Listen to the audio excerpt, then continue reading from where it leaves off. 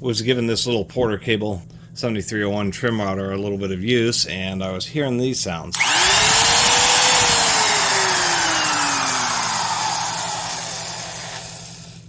Right at the end, you can kind of hear that little bit of a rattle sound.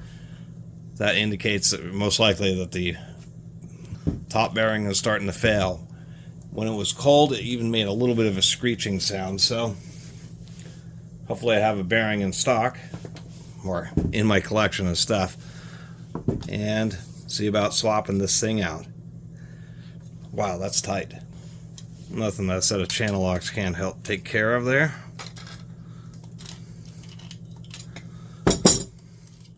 Have to pull this all the way out. Never noticed a weird kind of tooth pattern there for, I guess that just helps prevent bigger chunks from flying back up into the fan. I have to check both these bearings, so I've got to remove this nut here.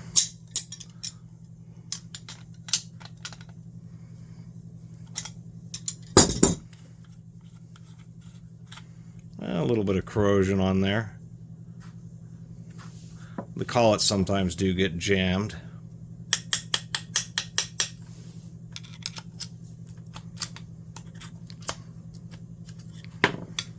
A little bit of wiggling and those will pop right out. Have to pop these brushes out. At least it's fairly simple maintenance on a router. There isn't any gears or anything like that to have to fiddle around and mess with. The switch kind of likes to... So I always kind of thought was funky is the way they had the wiring kind of all jammed up in there. Anyway, wish there was a slot so the whole back cover would come off and the cord would kind of stay more attached to it. We do have number 1 Phillips screws. They're holding in the brush guides here. It is a little bit of an adventure getting those out. There's one.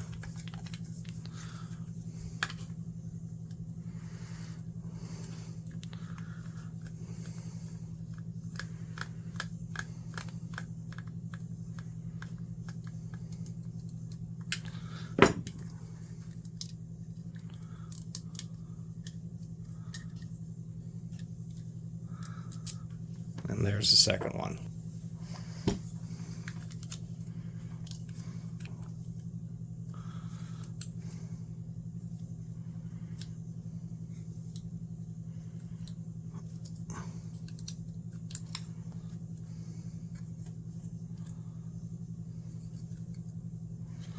And they just come out as one little assembly like so. Brass guide, and then they have that coiled spring right there, which is pressing on the back of it.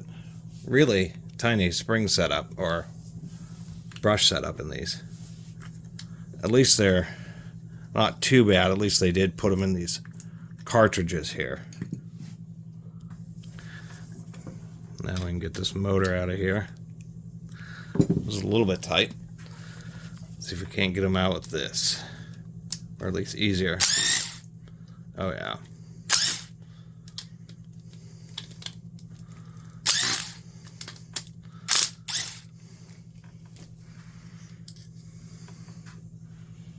Really coarse plastite screws that have really pretty coarse threads in them to really bite in that plastic. When you put them back in, you kind of want to back them out a little bit and make sure they get into the same track they were in before.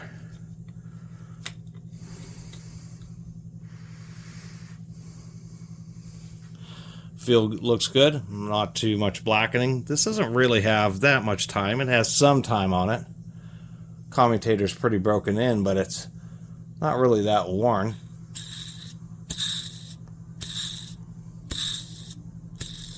So that's definitely our failed bearing.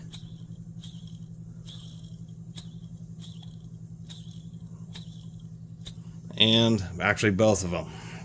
So one thing about power tools, they actually go through bearings a little bit more quickly than you would think. Nice layer of epoxy around the motor there. It is pinched or crimped windings, but you know, that's not the end of the world.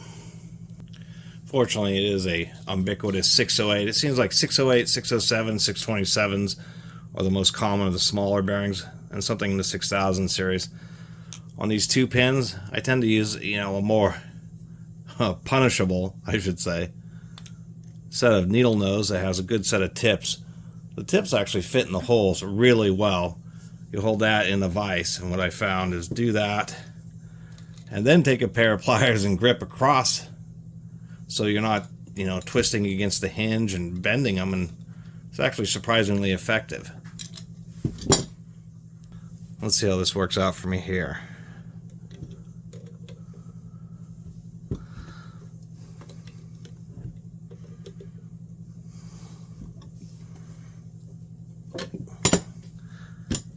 Did not get the angled quite how I want it. Using a rag here just to help protect the motor from getting the laminations from getting damaged.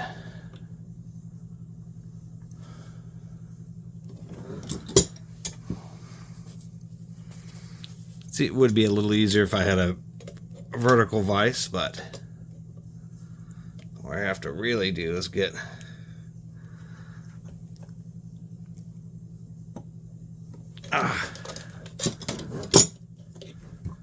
so for some reason I just don't have like an arm for my camera, so the camera is half the time while I'm doing this stuff, the camera is just totally in the way. I don't know how people get such good camera shots and stuff.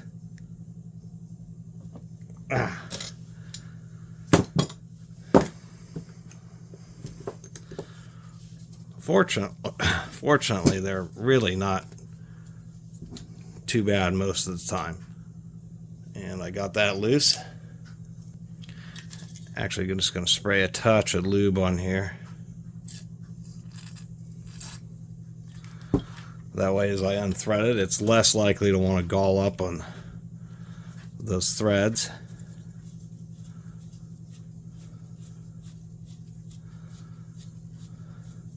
And this ring does 2 things. It not only helps protect the bearing, but it also locks the spindle into the bearing itself, kind of capturing it all together so it can't move back and forth. We'll see how uncooperative. Oh, super lucky there. It just wanted to pop right out. We'll take a look at the lock pin hole. A little bit of dingage, but it doesn't. These things are notorious because the way you hold them, it's really easy to hit the internal spindle lock. And man, when you do that, it's not fun times. It is a plastic fan, but it does have, this thing spins super fast, whatever it is, 30,000 RPM. So it moves quite a bit of air, and we have a kind of an interesting fin shape just to make up for that. I guess to help reduce noise and wind chop from how fast it's running. Now we have these last 4 screws. These things can sometimes be real stuck, just because they're screwed in the metal. In this case, they're actually, and it could be due to vibration or excessive heat causing thermal cycles, but these were not as tight as these things were on the verge of actually coming loose. So power tools, and to tell you the truth, it's a little bit annoying dealing with them, but that's really the deal. And I think it's part of why so many power tools are gotten rid of, and why they're seen as a disposable kind of item, is simply because they're not like a wrench or something like that. They do need maintenance. And if you don't maintain them, then it ends up ruining, or can end up seriously ruining just the whole tool. If you don't replace the bearings for long enough, they end up locking up and can damage the plastic housings and all that kind of stuff. There is some fine dust that made its way up here and probably found its way into the bearing afterwards, and why we're having those beautiful issues. Got this bearing out, and I don't know if you can So it's a 6002 DW. Sometimes you do need to pay attention to those letters. Z is metal shielded. That's what's on the back of this motor. C608Z. You have RS, which are the traditional black rubber seals. And then a DW green is actually a lower friction sealed bearing. They don't apparently seal quite as well as rubber sealed, but may generate a little bit less heat. And so I may not have a low friction bearing, but the Porter Cable is using something bearing with special seals down there. Well, unfortunately, all I had for a 6000 series bearing was, God, if this camera would focus, this one here. So I'll have to do the cheesy thing. I'll eventually have to replace the bearing. That's the easiest way of putting it. But I'm going to pull out the try to swap the seals into the shielded bearing, 6002, excuse me. Fortunately, with the steel ones, well, in this case, since I'm not keeping them, it's pretty easy just to get a pick under there. It's really thin metal, and as soon as you get a pick under there, you can usually get a pair of pliers or something, kind of pry it up so you can get some kind of edge on it, and just get it on out of there.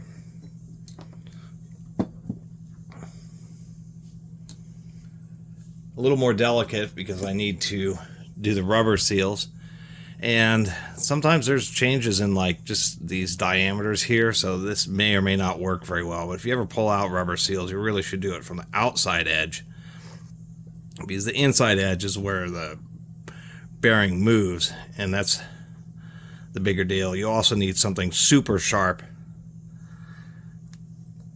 In this case, I'm using a dental pick to try to get under the edge of this thing and pop it out without poking myself.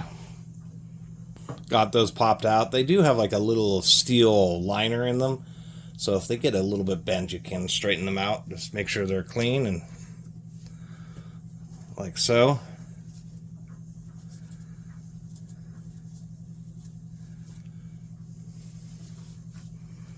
And then see if we get lucky and they will be size appropriate. Look at that. We lucked out. It looks like it's going to be exactly the right size seal, which is pretty cool. I've tried this before, and sometimes, once again, there's just a slight difference in these inner diameters or the lips, and so the seals just either there's a big gap or they don't fit over it. So it's actually a nice little fix. This actually has a little cardboard shield just to help prevent dust from impacting the backside of that bearing, but it's very delicate, so at least using this style bearing puller, what I have to do is just get it adjusted so the little taper there just gets under the lip of the bearing. It shouldn't be on there too tight, but without risking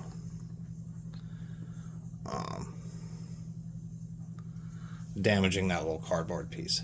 Always a little fidgety because obviously this rod won't fit through the eye hole of a small bearing, so that's when you have to find little 1/4-inch sockets with a nose that's small enough just to fit inside there to press on that rod. And whatever you use sockets for various bearing activities, you want them to be the right size. You don't want them to be too small so they have a chance to rock around. So something like this is perfect because it kind of gets stabilized as it gets into the bore. If you're pressing on the inner race, it needs to be just the right size for that. If you're pressing on the outer race, once again, just the right size. I've seen people where they just use any old socket, and man, if you're pressing on a bearing and the press fit is on the outside and you're pressing on the inside, then you end up putting load on the bearing itself and causing the balls to dent and get little flat spots, ruining it just in the process of installing it. Ask me how I know.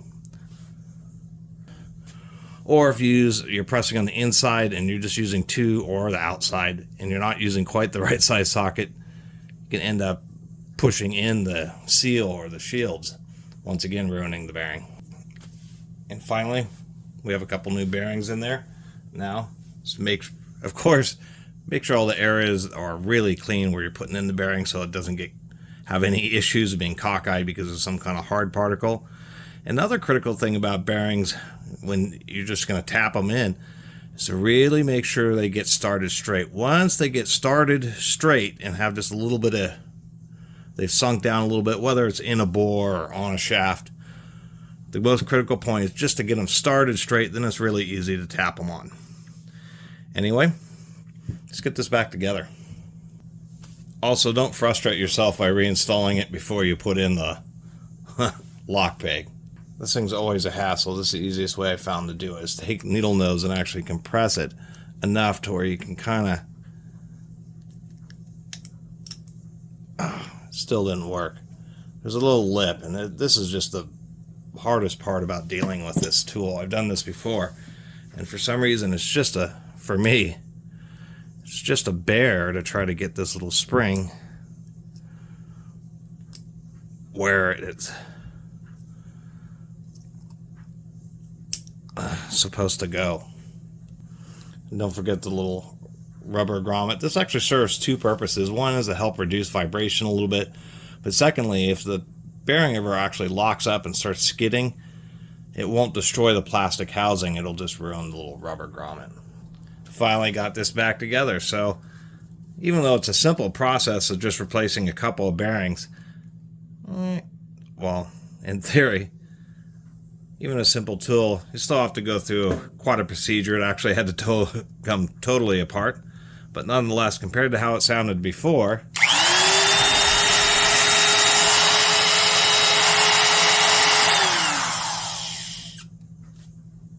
a little squeak from the brushes, now it sounds just like a vacuum cleaner or something like that.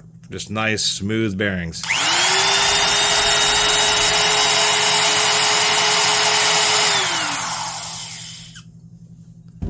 Anyway, that's the procedure.